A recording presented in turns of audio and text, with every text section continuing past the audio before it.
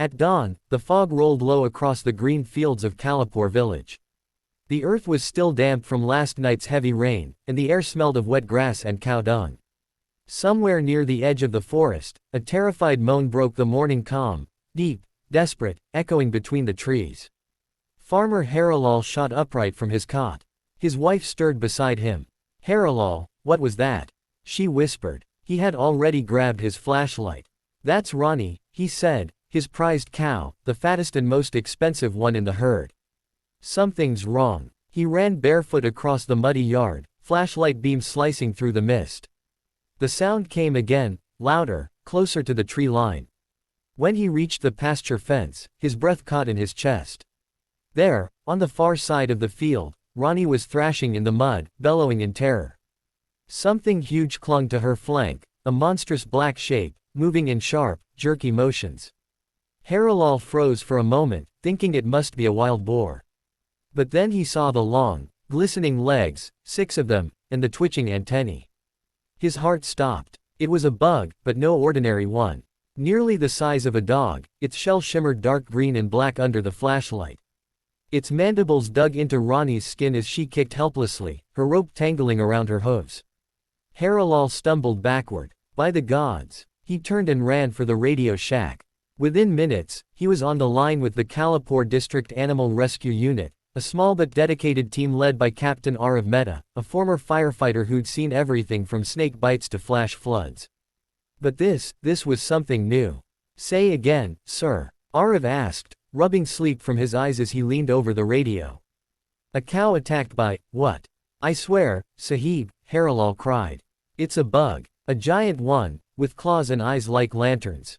Come quick, or she'll die." Aarav looked across at his deputy, Riya Patel, who raised an eyebrow. "Probably a wild bear, or he's drunk," she muttered. "Maybe," Aarav said, "but we'll check it out." Within 10 minutes, their battered rescue truck roared to life. The team, Aarav, Riya, and Sunil, a young medic with a knack for animals, set off down the muddy road, headlights cutting through the mist. When they arrived, Harilal was pacing near the barn, pale and shaking. "It's still there," he shouted. Behind the banyan trees. They followed him across the field. The sound hit them first, a deep, metallic clicking, like knives being sharpened in rhythm. Then they saw it. "Holy," Sunil whispered. Ronnie was on her side now, breathing in heaving gasps. The creature clung to her belly, its body pulsing, a dark slime oozing from its mandibles. The team froze in disbelief. Aarav steadied his breath. "Okay. It's not a bear," he said flatly. "But we've got a living animal in distress. Let's focus." Riya swallowed hard. "You want to go near that thing? We don't have a choice." They moved fast, years of training taking over instinct. Riya circled left with the tranquilizer gun while Aarav took a heavy net. Sunil readied the medical kit. The moment Aarav stepped into the open, the creature reacted. Its head snapped toward him, eyes gleaming. With a screech like metal tearing, it lunged off the cow, straight at him. Aarav dove aside as its legs struck the mud, spraying clumps of wet earth. Riya fired, the dart hissed through the air and hit the bug square in the thorax. It shrieked and staggered but didn't fall. "Another one," Aarav shouted. Riya loaded and shot again, this time at the base of its neck. The bug flailed, its mandibles clacking furiously, and then it toppled over, legs twitching. The ground shook slightly as it hit. They approached cautiously. "Still moving," Sunil warned. "Keep your distance," Aarav said. He threw the net over the creature's upper body, wrapping the coarse rope around its legs. The smell that came off it was vile, a mix of rotting fruit and ammonia. Once it was secured, Sunil rushed to Ronnie's side. Her flank was covered in deep gashes, blood mixed with a strange, greenish fluid. He disinfected the wounds, injected antibiotics, and tried to calm her with soft words. "She'll live," he said finally, "but she's in shock." Aarav exhaled. "Good. Let's get this thing contained before it wakes up." They used a metal cage from the truck, usually for capturing wild boars. The bug barely fit inside, its shell scraping the bars. Its size was unreal, nearly 4 feet long, with jagged wings folded tight against its back. Harilal stood at a distance, shaking his head. "What is it, Sahib? Some demon?" Aarav glanced at Riya. "More like something nature never meant to exist." They loaded the cage into the truck and radioed base command. Unknown species. Possibly mutated insect. Sending specimen to district lab. By the time they drove off, the village had gathered in stunned silence. The tale of the monster bug spread faster than the morning sun. At the district laboratory, Drive. Varun Joshi, the region's top entomologist, met them in the courtyard. I thought you people were exaggerating, he said, peering into the cage. My God. The creature stirred faintly, its antennae twitching. Where did this come from? Varun asked. Edge of Kalapur forest, Aarav said. Attacked livestock. We had to tranquilize it twice. Varun leaned closer, examining the armor-like shell. This species doesn't exist in any record. The closest match might be Scolopendra gigantea, a giant centipede from South America, but this has 6 legs, not 100. And wings. He looked genuinely alarmed. If this is natural, it's an evolutionary miracle. If not what? Rhea asked. Someone made it. Meanwhile, back at Harilal's farm, strange things continued. That night, while checking on Ronnie, Harilal noticed movement near the forest again, glints of light, soft rustling. He grabbed his torch. For a moment, he thought he saw another one. A smaller shape, crawling through the undergrowth before disappearing into the trees. His stomach dropped. By morning, he'd called the rescue team again. Aarav arrived, grim-faced. Show me where. They combed the edge of the forest for hours. Near a dried stream, Rhea found something horrifying, clusters of translucent eggs, each the size of a fist, buried under damp leaves. Looks like your friend wasn't alone, she muttered. Aarav stared at the nest. We can't let these hatch. They poured fuel over the nest and set it alight. The popping sounds of bursting eggs echoed through the trees like tiny firecrackers. But when the smoke cleared, they noticed a faint, black trail leading deeper into the woods, slime mixed with mud. Something had crawled away. Track it, Aarav ordered. They followed the trail for nearly a kilometer until they reached a clearing. In the center stood a rusted metal shed with broken solar panels on the roof, old, abandoned government property. Inside, they found cages, broken glass containers, and faded chemical drums labeled in English.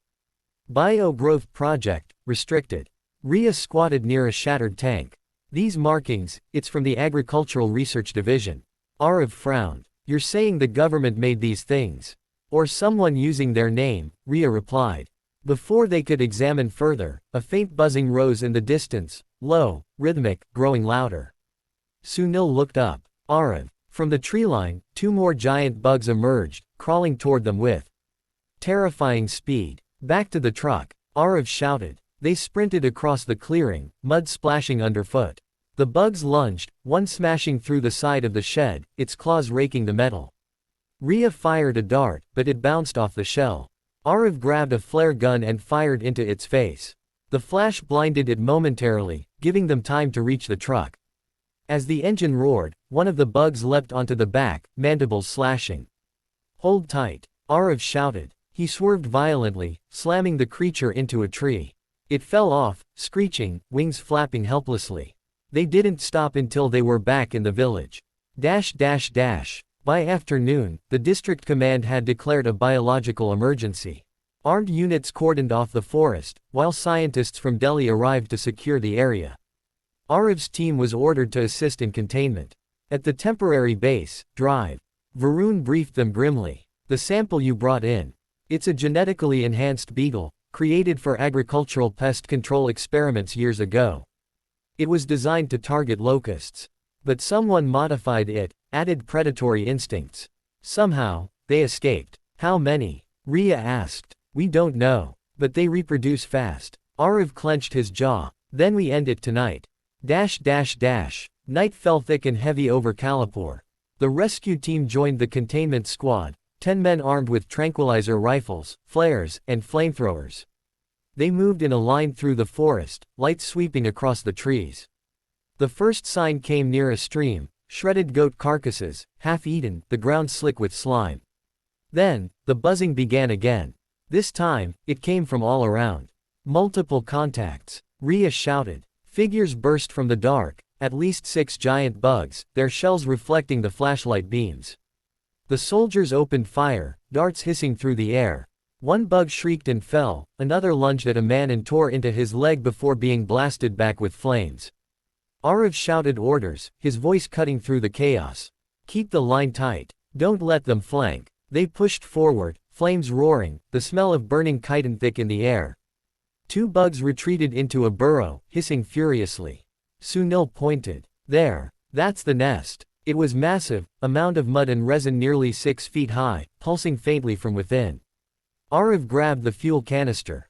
End this. They drenched the nest in kerosene and lit it. The fire roared skyward, and a piercing screech echoed from below.